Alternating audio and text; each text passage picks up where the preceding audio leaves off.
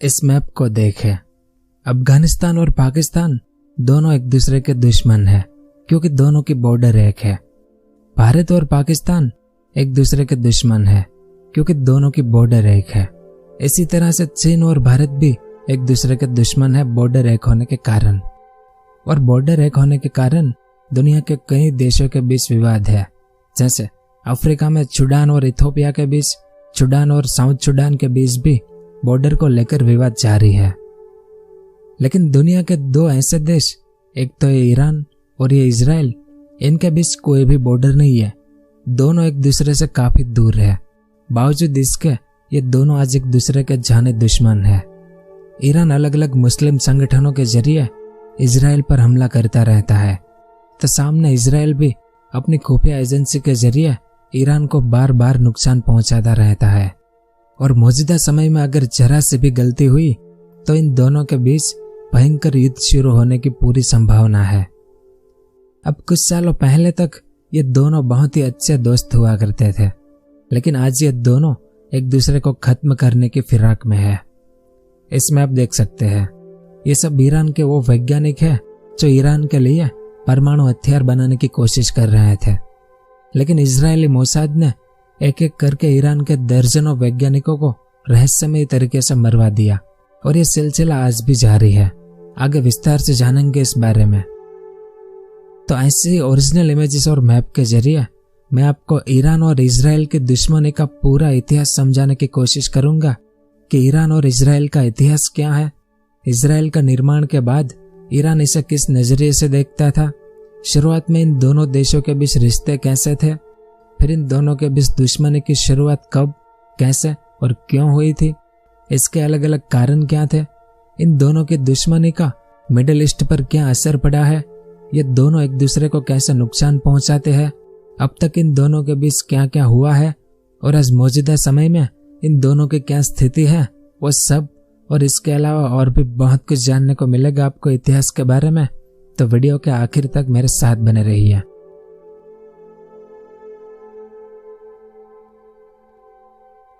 तो सबसे पहले इस मैप को देखें। 1940 से पहले यानी दूसरे विश्व युद्ध से पहले का मैप है यह। इसमें भारत है जो अंग्रेजों के अधीन था, यहाँ पर ईरान है और यहाँ पर ब्रिटिश मैंडेट पैलेस्टाइन है और यह भी अंग्रेजों के अधीन था।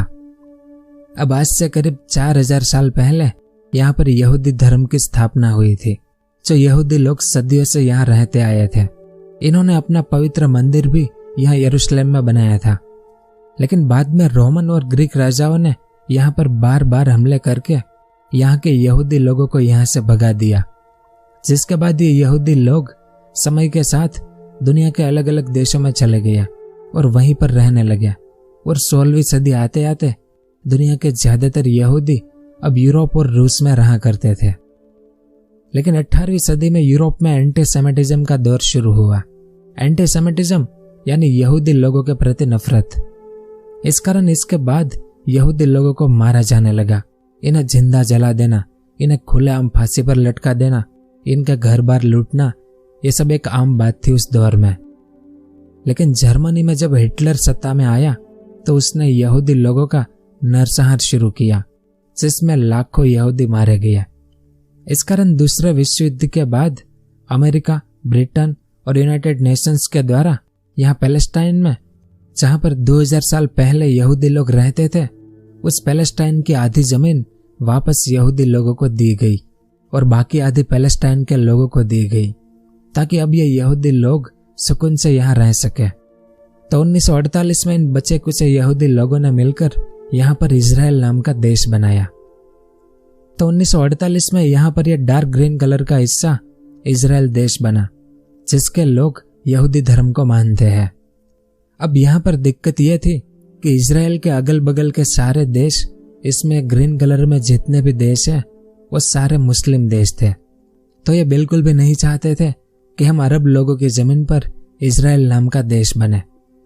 इस कारण जिस दिन इजराइल का निर्माण हुआ उसी दिन ये इजिप्ट, ये सऊदी अरेबिया, ये जॉर्डन, ये सीरिया, ये इराक और इस लेबनान ने मिलकर इजराइल से युद्ध किया, ताकि इजराइल का यहाँ पर निर्माण ही ना हो पाए। पर बावजूद इसके इजराइल ने कैसे भी करके ये युद्ध जीत लिया और सभी अरब देशों को हरा दिया 1948 में। और ऊपर से इजराइल ने पैलेस्टाइन की और जमीन भी कब्जा ली और लाखों और फिलिस्तीनी लोगों को यहां से भगा दिया गया। यानी अरब देशों के सैन्य विरोध के बाद भी अरब जमीन पर इजराइल का निर्माण हो गया। अब इस मैप को देखें, यहाँ व्हाइट कलर में इजराइल बन गया। तो इसके बाद यूनाइटेड नेशंस में वोटिंग हुई, जिसमें दुनिया के कई देशों ने, खासकर अमेरिका, रूस और यूरोपीय देशों ने इजराइल को मान्यता दे दी कि अब इजराइल एक देश है। दूसरी ओर दुनिया के कई देश ऐसे भी थे जिन्होंने इजराइल को एक देश मानने से मना कर दिया था। इसमें ग्रीन कलर के सभी अरब देश इजराइल के खिलाफ थे। इसके अलावा हमारा भारत, पाकिस्तान और ये ईरान भी उन देशों में शामिल थे जिन्होंने उस समय इजराइल को मान्यता नहीं दी थी। अब ईरान भी एक मुस्लिम देश है, लेकिन ये अरब देशों में नहीं गिना जाता। क्यों? क्योंकि मुसलमान भी दो प्रकार के होते हैं, एक शिया मुस्लिम और दूसरे सुन्नी मुस्लिम। तो ईरान जो है वो शिया मुस्लिम देश है। बाकी इन अरब देशों में इस यमन और इस इराक को छोड़कर बाकी देश सुन्नी मुस्लिम है। अब शिया सुन्नी का विवाद एक अलग चैप्टर है। यहाँ पर बस आपको इतना समझना है कि ईरान अरब देशों में नहीं गिना जाता। अब 1950 में ईरान के राजा रजा पहलवी थे, ये उनकी इमेज है। तो इन्होंने इजराइल को एक देश की मान्यता नहीं दी, क्योंकि उस समय इन्होंने भविष्यवाणी की थी कि पैलेस्टाइन और इजराइल का विभाजन से वहां पर कई पीढ़ियों तक लड़ाई चलती रहेगी, तो पैलेस्टाइन का विभाजन ना हो तो बेहतर होगा। तो इस कारण ईरान के राजा ने इजराइल को मान्यता नहीं दी थी। इसके पीछे एक कारण यह था कि उस समय ईरान में धार्मिक लोग जैसा कहते थे वैसा ही होता था, यानी धार्मिक लोग ही एक तरह से ईरान को चला रहे थे, राजा बस कहने को मात्र थे। दूसरी ओर उस समय ईरान के पास खनिज संपदा का भंडार था, जिसमें ऑयल और गैस मुख्य था। तो अमेरिका और ब्रिटेन दोनों की नजर ईरान के ऑयल पर थी। इस कारण 1953 में ब्रिटेन और अमेरिका की मदद से ईरान के राजा रजा पहलवी ने ईरान के सारे धार्मिक लोगों को चुप करा दिया और ईरान पर इन्होंने पूरा कंट्रोल कर लिया।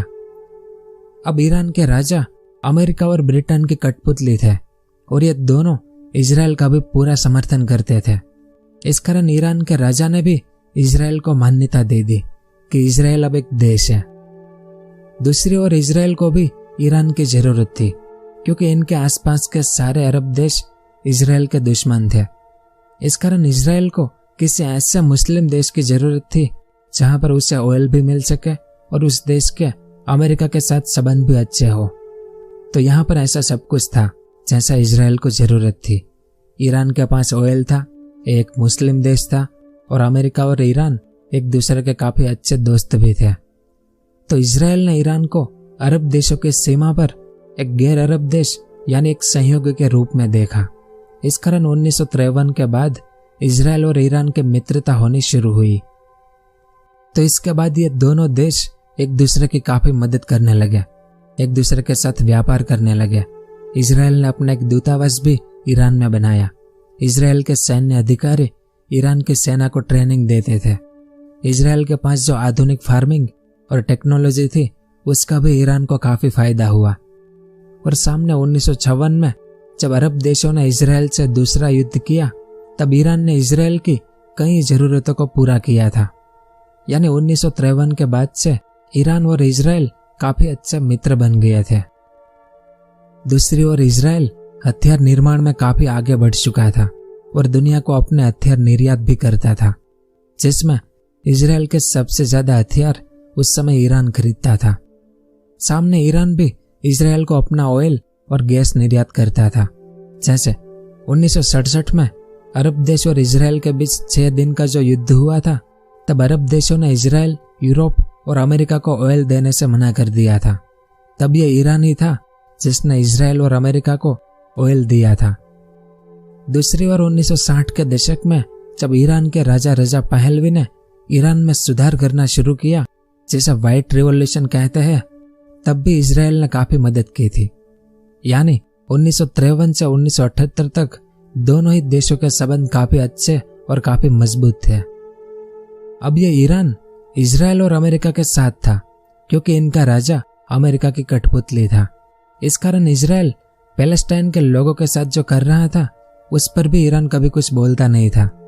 इजराइल ने 1948 में भी लाखों फिलिस्तीनी लोगों को भगा दिया था और 1967 के युद्ध में भी लाखों फिलिस्तीनी लोगों को इजराइल ने भगा दिया था, जिसके बाद इन फिलिस्तीनी शरणार्थियों ने इजराइल से अपना बदला लेने के लिए यानी अपने पैलेस्टाइन देश को बचाने के लिए कई सैन्य संगठन भी बनाए थे, जैसे PLO, जैसे यासिर अराफत चला रहे थे। ये इजराइल से लड़ रहे थे, लेकिन ईरान ने कभी भी इनकी कोई मदद नहीं की क्योंकि इनका राजा अमेरिका की गोद में बैठा हुआ था।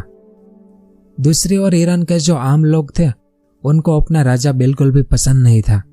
असल में ईरानी आम जनता फिलिस्तीनियों के प्रति सहानुभूति रखती थी और समय समय पर ईरान के आम लोग फिलिस्तीनियों को अनाज और कपड़ों जैसी जरूरी चीजों का दान भी कर रहे थे 1978 से पहले। लेकिन जब यह बात राजा को पता चली तो इन्होंने यह दान करने की प्रथा पर रोक लगा दी कि फिलिस्तीनी लोगों को हम सपोर्ट नहीं कर सकते, वरना अमेरिका और इजराइल हमसे नाराज हो जाएंगे। इसके अलावा ईरान और इजराइल के बीच 1978 से पहले कई गुप्त योजनाएं चली थी, जैसे 1977 में इन दोनों के बीच प्रोजेक्ट फ्लावर नाम का एक सीक्रेट ऑपरेशन शुरू हुआ था, जिसके तहत $1.2 बिलियन का निवेश करके दोनों देश एक नई मिसाइल विकसित करना चाहते थे। यानी 1978 से पहले दोनों देशों के बीच सब कुछ बहुत बढ़िया चल रहा था। अब इस इमेज को देखें, यह है रुहुल्लाह खुमैनी। अब उस समय ईरान में धर्म के पदों पर जो सबसे ऊपर की जगह होती है वहां पर बैठने वाले व्यक्ति को आयतुल्लाह कहते थे। तो उस समय यह उस पद पर तैनात थे, आयतुल्लाह रुहुल्लाह खुमैनी। ईरान में इनका बहुत बड़ा नाम था, लोग इन्हें सम्मान की नजर से देखते थे। तो जब 1960 में इन्होंने ईरान के राजा का विरोध करना शुरू किया कि हमारे देश का राजा अमेरिका की गोद में बैठा हुआ है और अमेरिका के कहने से यह हमारे ईरान की संस्कृति को खत्म करने की कोशिश में लगा है, इसी कारण ये ईरान में नए नए सुधार कर रहा है, तो इस तरह से इन्होंने राजा का विरोध करना शुरू किया। इस कारण राजा ने शुरुआत में इन्हें जेल में डाल दिया और इसके बाद 15 साल के लिए इन्हें देश से बाहर निकाल दिया। लेकिन 1978 में यह वापस ईरान आए क्योंकि ईरान में पिछले 1 साल से बड़े बड़े आंदोलन हो रहे थे। ऐसे में जब खुमैनी ईरान आए तो ईरान में क्रांति हो गई और ईरान का जो राजा था रिजा पहलवी, वो अमेरिका भाग गया इलाज का बहाना बनाकर, जिसके बाद ईरान में जो छोटे मोटे प्यादे थे राजा के उन सबको भी हटा दिया गया और 1979 में ईरान में राजाशाही और डेमोक्रेसी को हटाकर खुमैनी ने ईरान में इस्लामिक रिपब्लिक की स्थापना कर दी। अब ईरान की इस्लामिक क्रांति एक अलग चैप्टर है। इस क्रांति ने ईरान को हमेशा के लिए बदल कर रख दिया। इस पर अगर आपको वीडियो अलग से देखनी है तो नीचे कमेंट करके बताएं। खैर, तो 1979 में ईरान में राजाशाही को हटाकर खुमैनी ईरान के सुप्रीम लीडर बन गया और ये पश्चिमी विचारधारा यानी अमेरिका और यूरोप को नफरत करते थे और सत्ता में आते ही इन्होंने एक बयान भी दिया था कि अमेरिका एक महान शैतान है और इजराइल एक छोटा शैतान है। यानी खुमैनी ने इजराइल के साथ जो भी रिश्ते थे ईरान के, वो सारे रिश्ते तोड़ दिए। इजराइल को एक देश मानने से भी मना कर दिया। इजराइल की जो असेंबली थी तेहरान में, उसे भी बंद करवा दिया गया और ईरान ने फिलिस्तीनी मुद्दे को अपना मुद्दा मान लिया। यानी फिलिस्तीनी लोगों के साथ जो अन्याय हो रहा था उस पर ईरान अब खुलेआम बोलने लगा। और इतना ही नहीं, खुमैनी ने बाकी मुस्लिम देशों को एकजुट करने की कोशिश की कि सभी मुस्लिम देश मिलकर फिलिस्तीनी लोगों को उनका हक वापस दिलाए। तो जाहिर सी बात है कि इजराइल को यह पसंद नहीं आया होगा। इस कारण 1979 से इजराइल और ईरान के रिश्तों में दरारें आनी शुरू हो गई, लेकिन इजराइल ने तब भी कोई प्रतिक्रिया नहीं दी। इजराइल चुपचाप बैठे बैठे ये सब देख रहा था। दूसरी ओर ईरान के जो आम लोग थे वो कई सालों से अमेरिका से नाराज थे क्योंकि अमेरिका और ब्रिटेन उनके देश का ऑयल निकालकर दुनिया को बेच रहे थे। लेकिन इससे ईरान के लोगों को कोई भी फायदा नहीं हुआ था, वो तब भी गरीब ही थे। इस कारण क्रांति के तुरंत बाद ईरान के नाराज लोग राजधानी तेहरान में जो अमेरिकी दूतावास था, अमेरिकी एम्बेसी, उसमें घुस गए और अमेरिका के 52 अधिकारियों को बंदी बना लिया और अमेरिका को कहा कि ईरान का जो राजा था रजा पहलवी, जिसने क्रांति के दौरान सैकड़ों ईरानी लोगों को मार दिया था, उसे वापस ईरान भेजो क्योंकि हम इन्हें सजा देना चाहते हैं। और ईरान ने यह भी कहा कि जब तक आप राजा को छोड़ेंगे नहीं तब तक हम भी आपके 52 अधिकारियों को नहीं छोड़ेंगे। तो लगभग 444 दिन तक यानी 1 साल से ज्यादा समय तक ईरान ने इन 52 अधिकारियों को बंदी बनाकर रखा, जिस दौरान अमेरिका में रजा पहलवी की कैंसर के कारण मौत भी हो गई। और बाद में अफ्रीकी देश अल्जीरिया ने समझौता करवाकर अमेरिका के अधिकारियों को वापस अमेरिका भेज दिया। इस घटना को ईरान होस्टेजेस क्राइसिस कहते हैं, जो 1981 में खत्म हुआ था। दूसरी ओर ईरान का पड़ोसी देश इराक डर गया था कि ईरान में शिया मुस्लिम लोगों ने क्रांति करके राजा को हटा दिया और इस्लामिक रिपब्लिक की स्थापना कर डाली। अब इस इराक में भी शिया मुस्लिम ज्यादा थे और सुन्नी मुस्लिम कम थे, लेकिन सत्ता थी सद्दाम हुसैन के पास। 1980 में सद्दाम हुसैन इराक के लीडर थे जो एक सुन्नी मुसलमान थे, लेकिन देश की ज्यादातर आबादी शिया मुस्लिम थी। इस कारण सद्दाम हुसैन को डर लगा कि कहीं ईरान की तरह हमारे देश में भी क्रांति ना हो जाए। ऊपर से ईरान की क्रांति के बाद ईरान के कई धार्मिक लोग अब ईरान में घुसकर इराक के शिया लोगों को इस्लामिक रिपब्लिक के लिए उकसाने लगे थे। यानी सद्दाम हुसैन ये सब देख रहे थे। इस कारण इन्हें ऐसा महसूस हुआ कि ईरान को तबाह करना ही पड़ेगा। और उस समय ईरान, जिसके साथ पहले अमेरिका खड़ा था, वो अमेरिका भी अब ईरान से दूर जा चुका था खोमेनी के सत्ता में आने के बाद से। तो एक मुख्य कारण था और बाकी और भी कई कारण थे, लेकिन वो सब हम ईरान इराक युद्ध का जब अलग से वीडियो बनाएंगे तब विस्तार से ये सब समझेंगे। अभी आप इतना समझ लीजिए कि इस्लामिक क्रांति के डर के कारण इराक ने 22 सितंबर 1980 के दिन ईरान पर हमला बोल दिया, जिसके साथ ही ईरान और इराक का युद्ध शुरू हुआ। इस युद्ध में इराक का टारगेट ये था कि ये जो खुजेस्तान है, जो कि ईरान का हिस्सा है, उसे इराक कब्जाना चाहता था क्योंकि यहाँ पर खनिज संपदा का एक बड़ा भंडार था। दूसरा ये जो शतल अरब वाटरवे है, ये इराक और ईरान दोनों का था। दोनों देश यहाँ से ऑयल की सप्लाई करते थे, लेकिन इराक इस पर भी टोटल कंट्रोल करना चाहता था। सामने ईरान के लीडर खोमेनी किसी भी कीमत पर सद्दाम हुसैन को सत्ता से हटाना चाहते थे। इस कारण दोनों के बीच ये युद्ध शुरू हुआ 1980 में। अब दुनिया में कहीं युद्ध हो और अमेरिका उसमें उंगली ना करे, ऐसा तो कभी हुआ नहीं है। तो यहाँ पर भी अमेरिका आ गया पर्दे के पीछे और इसने इराक को यानी सद्दाम हुसैन को पूरा सपोर्ट किया कि तुम ईरान को मारो, क्योंकि इन्होंने हमारे एम्बेसी में घुसकर हमारे 52 अधिकारियों को बंदी बना लिया था। तो इस तरह से अमेरिका इराक के साथ खड़ा हो गया। इसके अलावा ये सऊदी अरेबिया, ये कुवैत और ये जॉर्डन भी इराक के साथ खड़े हो गए, क्योंकि इन तीनों देशों में राजाशाही थी। तो इनको भी डर था कि कहीं ईरान की इस्लामिक क्रांति इराक में हो गई तो इराक से होते हुए ये क्रांति हमारे देश में भी आ सकती है, जिससे हमारी सत्ता भी खतरे में आ जाएगी। यानी इस युद्ध में इराक का जीतना बहुत जरूरी था। इस कारण ये तीनों अरब देश अपनी सत्ता बचाने के लिए इराक के साथ खड़े हो गए। दूसरी ओर इजराइल ने देखा कि इराक के leader Saddam Hussain middle east के हीरो बनना चाहते थे और इजराइल के जो दुश्मन देश थे, ये जॉर्डन, ये सऊदी अरेबिया, ये भी इराक के साथ खड़े हो गए थे। और ऊपर से इराक उस समय न्यूक्लियर बम बना रहा था यहाँ उस इराक में, जिसकी जानकारी ईरान को थी। ऐसे में इजराइल को भी डर था कि कहीं यह युद्ध सद्दाम हुसैन जीत गया और इसने न्यूक्लियर बम बना लिया तो ये बाद में इजराइल पर हमला करके हमारे इजराइल का नामो निशान मिटा सकता है। इस कारण इजराइल ने ईरान से कहा कि हम इस युद्ध में आपकी मदद करते हैं, आपको जो हथियार की जरूरत होगी वो सब हम आपको देंगे, क्योंकि आपकी तरह हम भी सद्दाम हुसैन को हटाना चाहते हैं।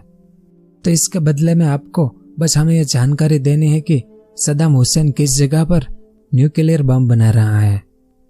अब ईरान इस युद्ध में अभी अकेला था, तो ईरान ने पर्दे के पीछे इजराइल का यह ऑफर स्वीकार कर लिया, जिसके बाद ईरान ने सद्दाम हुसैन के न्यूक्लियर प्रोग्राम की जानकारी इजराइल को दे दी और इजराइल ने सद्दाम हुसैन के इस प्रोग्राम को तबाह करने की जिम्मेदारी ली और सामने इजराइल ने ईरान को हथियार देना भी शुरू किया। इस घटना को ऑपरेशन ओपेरा कहते हैं, जिसके तहत इजरायली वायुसेना ने सद्दाम हुसैन के न्यूक्लियर प्रोग्राम को तबाह कर दिया और ईरान भी अगले कई सालों तक इराक से लड़ता रहा क्योंकि अब इजराइल इन्हें हथियार दे रहा था। तो 1980 से लेकर 1988 तक यह युद्ध चलता रहा और आखिर 1988 में यूनाइटेड नेशंस के कहने पर यह युद्ध खत्म हुआ, जिसमें ना कोई हारा और ना ही कोई जीता था। फिर भी ईरान और इराक दोनों ने जीत का जश्न मनाया। अब यहाँ पर आपके मन में सवाल आया होगा कि ईरान में इस्लामिक क्रांति के बाद खुमैनी जब सत्ता में आए थे तब इन्होंने इजराइल के साथ अपने सारे रिश्ते तोड़ दिए थे, इजराइल को देश मानने से मना कर दिया, इजराइल एम्बेसी को बंद करवा दिया था और ये खुमैनी फिलिस्तीनी लोगों के साथ खड़े हो गए थे। तो उसके बाद भी इजराइल इस युद्ध में ईरान की क्यों मदद कर रहा था? तो इसका पहला कारण यह था कि इजराइल भी सद्दाम हुसैन को हटाना चाहता था और दूसरा यह था कि अगर इस युद्ध में ईरान की मदद करे तो हो सकता है कि खुमैनी भी इजराइल के साथ फिर से अपने रिश्ते सुधार ले। पर 1988 में ये युद्ध खत्म हो गया और 1989 में खुमैनी की भी मौत हो गई, जिसके बाद 1989 में ही ईरान के सुप्रीम लीडर बने अली खमेनी। यह उनकी इमेज है। तो क्रांति के बाद ईरान जिस दिशा में आगे बढ़ रहा था अयतुल्ला रूहुल्लाह खुमैनी के शासन में, उस दिशा में तो ये आगे बढ़े ही, असल में इनकी विचारधारा इनसे एक कदम और आगे थी। ये चाहते थे कि पूरे मुस्लिम जगत में ईरान सभी देशों का लीडर बने, क्योंकि इनका मानना था कि पूरे मिडिल ईस्ट में ईरान सबसे पुराना देश है, तो मुस्लिम देशों का लीडर भी ईरानी होना चाहिए। लेकिन मुस्लिम देशों का लीडर ये सऊदी अरेबिया था, जो कि अमेरिका की गोद में बैठा हुआ था।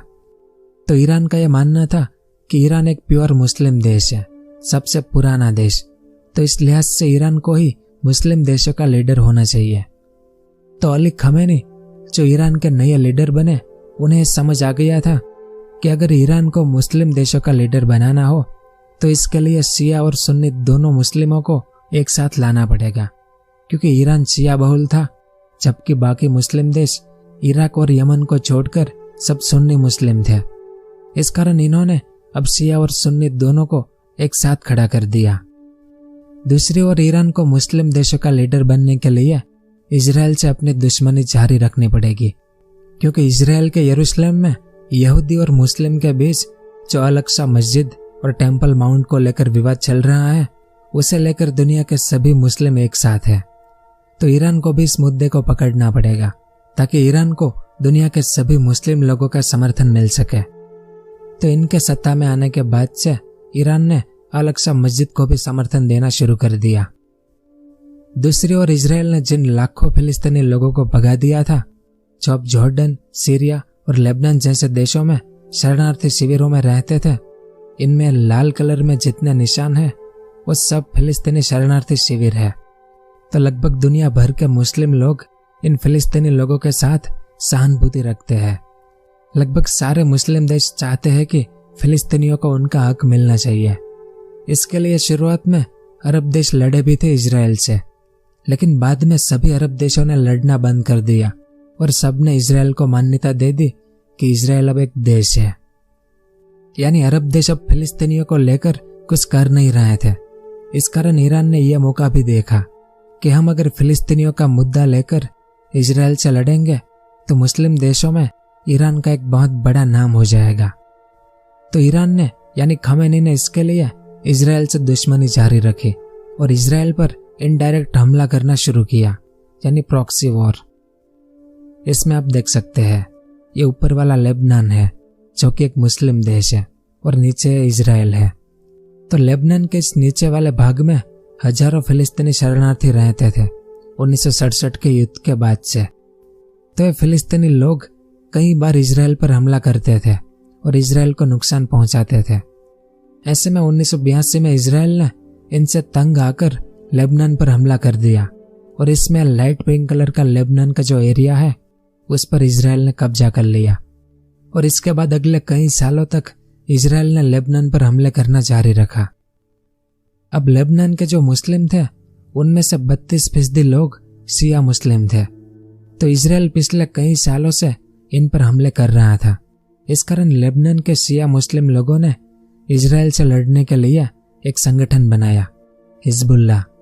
और इसके बाद हिजबुल्लाह के लीडर ने ईरान से मदद मांगी कि इजराइल से हमें बचा लो।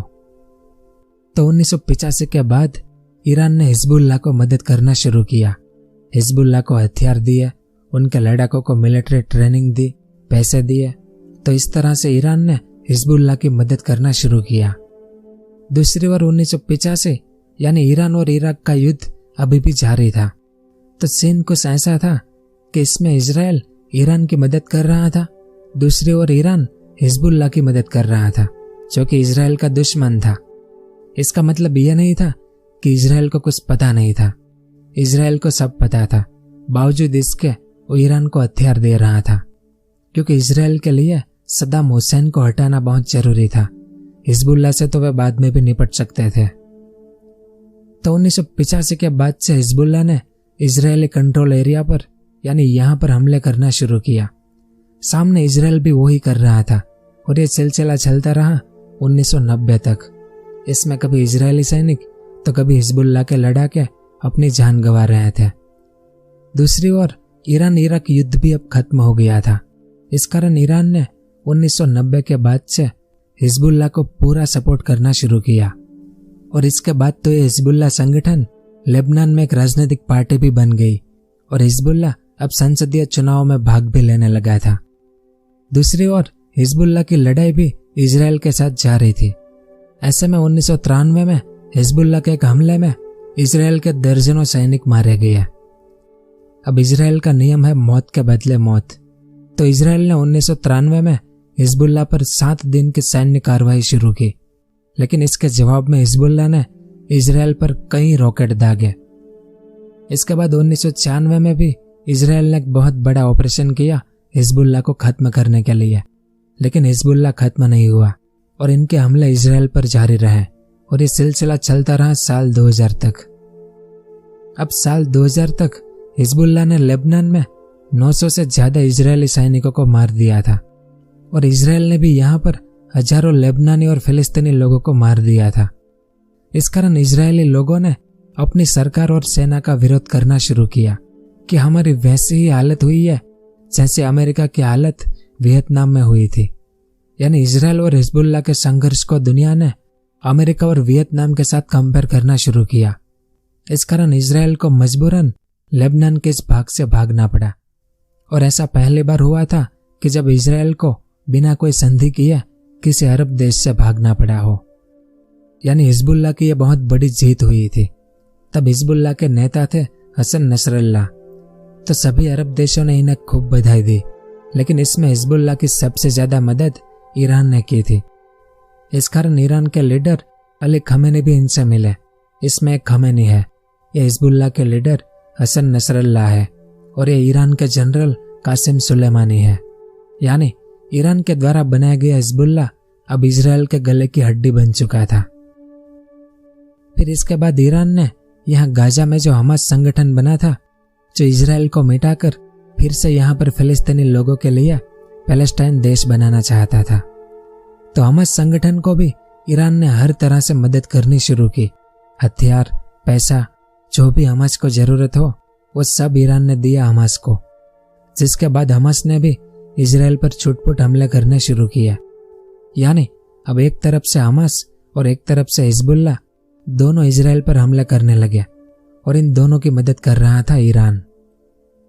इसी तरह से ईरान ने एक ऐसा तीसरा संगठन बनाया यहाँ यमन में, हुथी रिबेल, क्योंकि हुथी रिबेल चाहता था कि उनके देश यमन की सरकार जो सऊदी अरब और अमेरिका की गोद में बैठी थी उसे यमन से हटाना था। और यह हुथी रिबेल भी इजराइल को खत्म करना चाहता था। इस कारण ईरान ने हुथी रिबेल को भी हथियार और पैसा देना शुरू किया।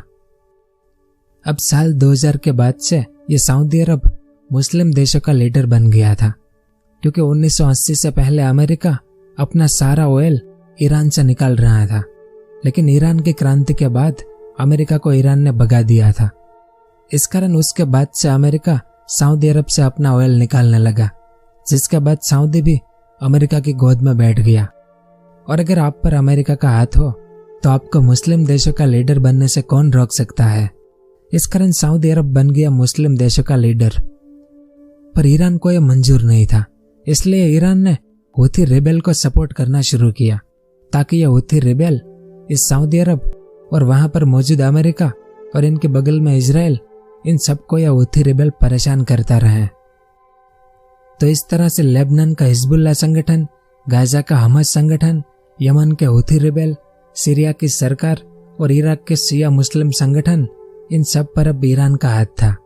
इस कारण 2005 के बाद से ईरान और इजराइल के बीच लगातार तनाव बढ़ता जा रहा था, क्योंकि अब दोनों देशों के बीच प्रॉक्सी और खुफिया ऑपरेशन लगातार बढ़ते जा रहे थे। और इन सब के कारण साल 2006 में इजराइल और लेबनान का युद्ध हुआ ताकि हिजबुल्लाह को खत्म किया जाए। लेकिन लेबनान का हिजबुल्लाह संगठन इस तरह से युद्ध लड़ा कि इजराइल देखता रह गया। हिजबुल्लाह ने सैकड़ों रॉकेट दाग दिए इजराइल पर।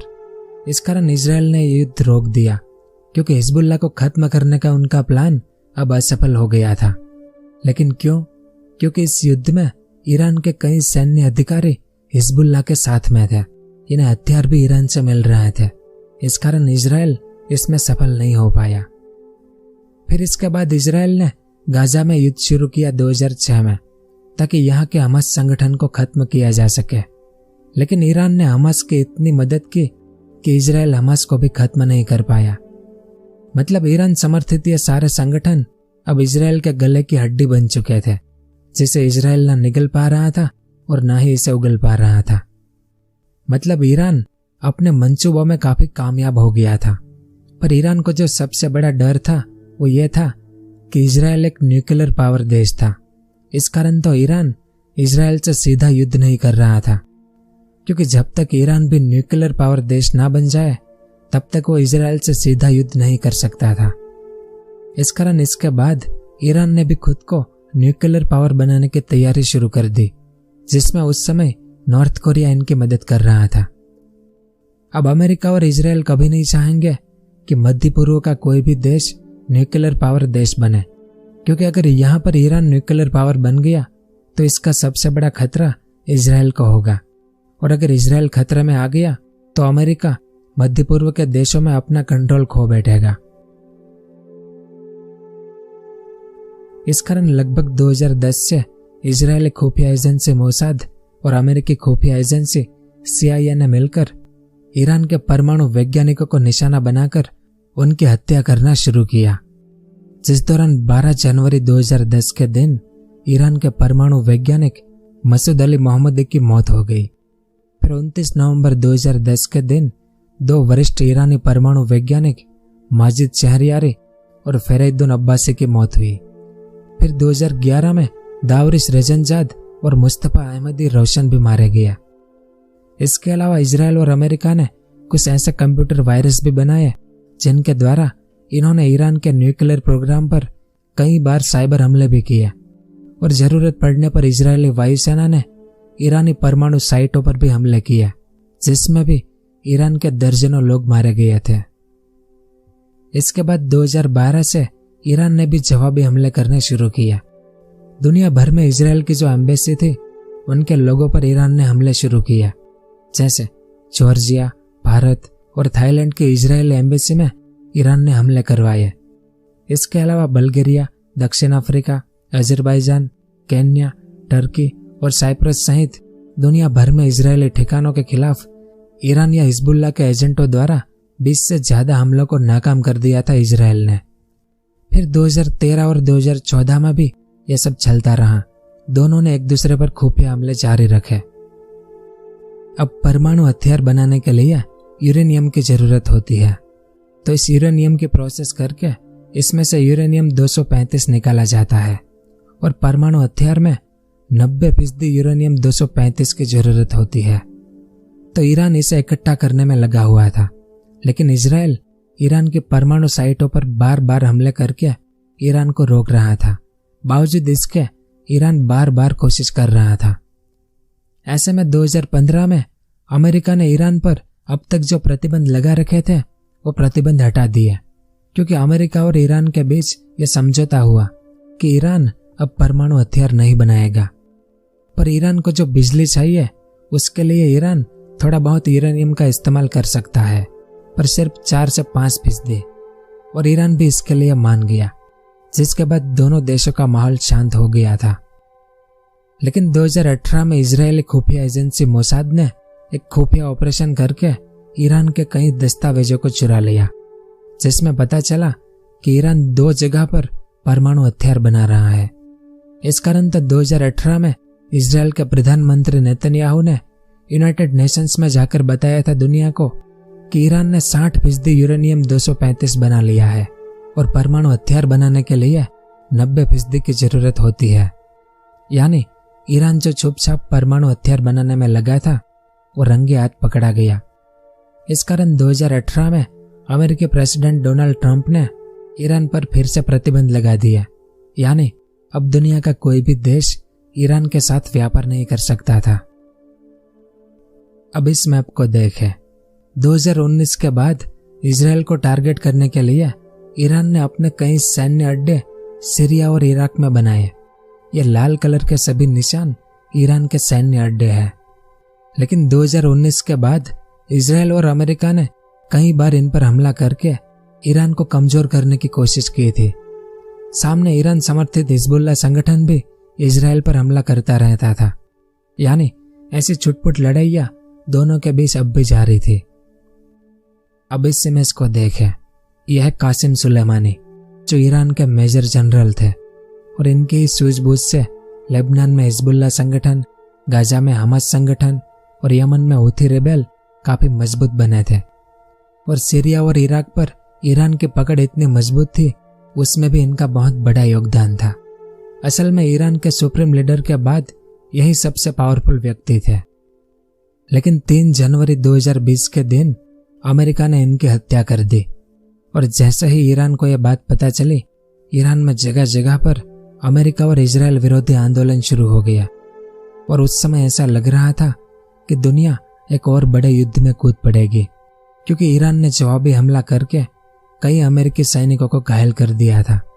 लेकिन बाद में अमेरिका ने कोई एक्शन नहीं लिया, इस कारण युद्ध जैसे हालात नहीं बने। पर 6 महीने बाद यानी जून 2020 के बाद ईरान में जो न्यूक्लियर प्रोग्राम की साइटें थी, उनमें से कई साइटों पर इजरायल ने हमले किए, जिसमें यहाँ तेहरान में और यहाँ नतांज में जो हमले हुए, इसमें ईरान को काफी नुकसान हुआ था। और ऐसा बताया गया था कि इससे ईरान परमाणु हथियार बनाने में 2 साल पीछे चला गया था। इसके बाद 27 नवंबर 2020 के दिन इजरायल के न्यूक्लियर प्रोग्राम के जो लीडर थे मोहसिन फखरीजाद, इनकी भी हत्या कर दी गई, जिससे ईरान को काफी बड़ा नुकसान हुआ, क्योंकि इनकी देखभाल में ही ईरान परमाणु हथियार की तरफ आगे बढ़ रहा था। लेकिन इन्हें भी मार दिया गया। फिर 2021 शुरू हुआ। ईरान जिन जिन समुद्री रास्तों से अपने हथियार भेजता था जहाजों के जरिए, हिजबुल्लाह और हमास जैसे संगठनों को, उन हथियारों पर इजरायल ने कई बार हमले किए। और 10 अप्रैल 2021 के दिन ईरान के एक और न्यूक्लियर साइट को इजरायल ने उड़ा दिया। फिर 26 अक्टूबर के दिन इजरायल ने ईरान पर एक साइबर हमला किया, जिससे ईरान के सभी गैस स्टेशन ब्लॉक हो गए। यानी साल भर दोनों ने एक दूसरे पर हमले जारी रखे थे। फिर 22 मई 2022 के दिन ईरान के कर्नल हसन सैयद खुदाई की गोली मारकर हत्या कर दी गई। फिर 13 जून के दिन ईरान के एक और वैज्ञानिक मोहम्मद अब्दोस की भी हत्या कर दी गई। इसके बाद ईरान के 2 और वैज्ञानिक अयूब एंटजारी और कामरान अगामोलाई को जहर देकर मरवा दिया गया। फिर जुलाई में ईरान के एक सैन्य अधिकारी सईद मुतलक की और 22 अगस्त के दिन ईरान के जनरल अली जहानी की भी हत्या कर दी गई। तो इस तरह से 2022 और 2023 की शुरुआत में ईरान ने अपने कई बड़े बड़े लोगों को खो दिया था। ईरान के कई हथियार गोडाउन तबाह हो गए थे। ईरान की कई न्यूक्लियर साइटों पर हमले हुए। यानी कुल मिलाकर ईरान को काफी नुकसान झेलना पड़ा इजरायल के कारण। सामने ईरान भी इजरायल को नुकसान पहुंचाने की कोशिश करता था, लेकिन इनमें से ज्यादातर हमलों को मोसाद रोक देता था। इस कारण ईरान के पास एक ही रास्ता था, इजरायल के साथ प्रॉक्सी वॉर को बड़ा करना। ऐसे में 2023 की शुरुआत से ही ईरान ने हिजबुल्लाह, हमास और हूथी रेबेल को बड़ी तादाद में हथियार देना शुरू कर दिया। और 2 अक्टूबर 2023 के दिन लेबनान की राजधानी बैरूत में एक बैठक हुई, जिसमें इजरायल पर एक बड़े हमले के लिए हमास संगठन को हरी झंडी मिली और 7 अक्टूबर 2023 के दिन हमास संगठन ने यहाँ गाजा से इजराइल पर आश्चर्यजनक हमला किया, जिसमें इजराइल के सैकड़ों लोग मारे गए। इस कारण इजराइल ने जवाबी कार्रवाई शुरू की और गाजा पर हमले शुरू किए। अब गाजा की हालत पहले से ही खराब थी। ऐसे में इजरायली कार्रवाई के बाद यह गाजा एक जीता जागता नर्क बन गया और इजराइल हमास युद्ध में अब तक 31,000 से ज्यादा लोग मारे गए हैं और गाजा के हजारों लोग अपने घर बार छोड़कर पलायन कर गए हैं। दूसरी ओर हमास के इस हमले की योजना में ईरान ने काफी मदद की थी, क्योंकि गाजा युद्ध शुरू होने के बाद लेबनान के बॉर्डर पर इजराइल और हिजबुल्लाह के बीच भी छोटी मोटी लड़ाइयां शुरू हो गई है और नीचे यमन के हूथी रिबेल भी अब इजराइल पर हमले करने लगे हैं। तो यहाँ पर कई लोग ऐसा मान रहे हैं कि हमास ने गलती से इजराइल से पंगा ले लिया, तो ऐसा बिल्कुल भी नहीं है। हमास को सब पता था कि हम इतना बड़ा हमला करेंगे इजराइल पर तो इजराइल जवाबी कार्रवाई जरूर करेगा। इस कारण हमास ने गाजा में इतनी सुरंगें बना रखी है कि इससे आज दिन तक इजराइल और हमास लड़ रहे हैं। अब इसका क्या अंजाम होगा वो तो आने वाले समय में पता चलेगा, लेकिन इसमें हमास के साथ ईरान खड़ा है ये सबको पता है। दूसरी ओर ये जो पूरा मिडिल ईस्ट है, जिसमें इजराइल को छोड़कर बाकी सभी मुस्लिम देश है और इस जमीन में ऑयल और गैस के साथ साथ बहुत सारी खनिज संपदा है, लेकिन यहाँ पर इजराइल का दबदबा है। यहाँ पर इजराइल सबसे पावरफुल है क्योंकि इजराइल के पास परमाणु हथियार है। दूसरी ओर अमेरिका और इजराइल काफी अच्छे मित्र है, तो एक तरह से मिडिल ईस्ट पर अमेरिका का कंट्रोल है क्योंकि अमेरिका सुपर पावर है। वो जब चाहे तब किसी भी देश पर प्रतिबंध लगाकर उस देश को बर्बाद कर देता है। जैसे आज ईरान, पहले अफगानिस्तान, इराक, लीबिया और 2022 में अमेरिका ने जब रूस यूक्रेन युद्ध शुरू हुआ तब रूस पर भी प्रतिबंध लगा दिया है। इस कारण दुनिया के कई देश आज परेशान हो गए हैं अमेरिका से, क्योंकि वो अपने फायदे के लिए किसी भी देश पर प्रतिबंध लगा देता है, लेकिन इन प्रतिबंधों से दुनिया के कई देश बर्बाद हो गए हैं। जैसे रूस पर प्रतिबंध लगने से अफ्रीका के कई देश के बच्चे भूखे मर रहे हैं, क्योंकि इनके यहाँ जो गेहूं आता था वो रूस से आता था। एशिया के कई देश ऑयल और गैस के लिए रूस पर निर्भर थे, उन्हें भी काफी परेशानी हुई। इसी तरह से दुनिया के कई देशों को अलग अलग कारणों से काफी परेशानी होती है अमेरिकी प्रतिबंधों के कारण। इस कारण पिछले कुछ सालों से दुनिया के कई ऐसे देश जैसे रूस, चाइना और नॉर्थ कोरिया अब अमेरिका के सामने खड़े हो गए हैं और अमेरिका के पास जो सुपर पावर का ताज है उसे उखाड़ फेंकना चाहते हैं। इस कारण आज मौजूदा समय में रूस, चाइना और नॉर्थ कोरिया ईरान के साथ खड़े हो गए हैं और ईरान भी एक परमाणु ताकत बने, इसके लिए ये तीनों देश ईरान की काफी मदद कर रहे हैं। क्योंकि मिडिल ईस्ट में ईरान अगर परमाणु ताकत बन जाए तो मिडिल ईस्ट में इजराइल और अमेरिका दोनों को चुप कराया जा सकता है, पर इजराइल और अमेरिका को यह मंजूर नहीं है कि ईरान परमाणु ताकत बने। यानी ईरान के साथ साथ ये पूरा मिडिल ईस्ट आज बारूद से भरे गोडाउन के ऊपर बैठा है, क्योंकि रूस, चीन और नॉर्थ कोरिया ईरान को हर हाल में परमाणु ताकत बनाना चाहते हैं और अमेरिका और इजराइल ऐसा होने नहीं देंगे। तो हो सकता है आने वाले समय में ईरान परमाणु ताकत बने या ना बने, पर इसके लिए मिडिल ईस्ट एक और युद्ध में कूदेगा जरूर। और इसमें भी अगर अमेरिका, रूस और चाइना जैसे देश आएंगे तो इसका अंजाम क्या होगा उसकी कल्पना आप खुद भी कर सकते हैं। तो यह सब कुछ था इस वीडियो में। आपको ये वीडियो कैसा लगा नीचे कमेंट करके जरूर बताएं। अगर वीडियो पसंद आया हो तो इसे लाइक और शेयर जरूर करें। पूरा वीडियो देखने के लिए आपका बहुत बहुत धन्यवाद।